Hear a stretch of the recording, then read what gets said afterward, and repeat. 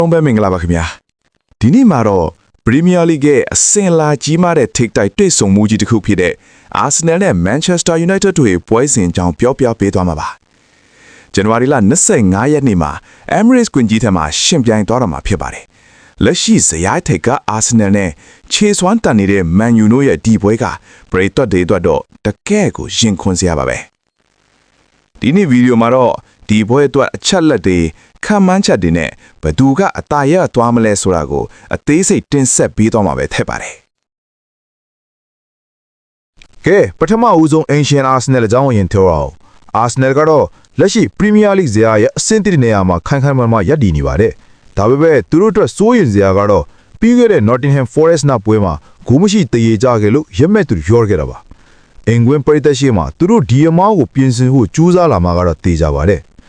တစ်ဖက်က Manchester United ကလည်းနီးပြတဲ့လက်အောက်မှာတကယ်ကိုပုံစံကောင်းရနေတာပါအထူးသဖြင့် Man City ကိုအနိုင်ရခဲ့တဲ့ဒါဘီပွဲရလက်ကသူတို့ကိုယုံကြည်မှုအပြည့်အဝပေးထားပါတယ်အဆင့်9နေရာမှာရှိနေတဲ့ Man U အတွက်ကတော့ Champion League ဝင်ခွင့်အတွက်ဒီပွဲကအဆုံးဖြတ်ပွဲကောင်းတစ်ပွဲဖြစ်လာမှာပါ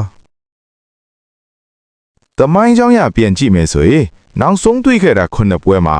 Arsenal ကရှုံးပွဲမရှိထားပဲအသာစီးရတွေကတွေ့ရပါတယ်ဒါပေမဲ့ Arsenal ကအနိုင်ရဖို့65%လောက်အထိရေပန်းစားနေပေမဲ့ Man U ရဲ့တန်ပြန်တိုက်စစ်ကိုတော့လုံးဝ short တွက်လို့မရပါဘူးဒီပွဲမှာနှစ်သင်းလုံးဂိုးသွင်းနိုင်ရင် both teams to score ကလည်းအယံကိုများနေပါတယ်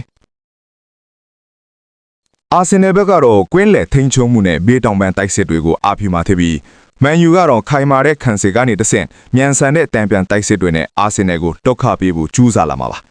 အထူးသဖြင့် Arsenal ရဲ့တိုက်စစ်ကို Man U ခံစစ်ကဘယ်လောက်ထိတောင့်ခံနိုင်မလဲဆိုတာကဒီပွဲရဲ့အဓိကအဖြစ်ဖြစ်လာပါလိမ့်မယ်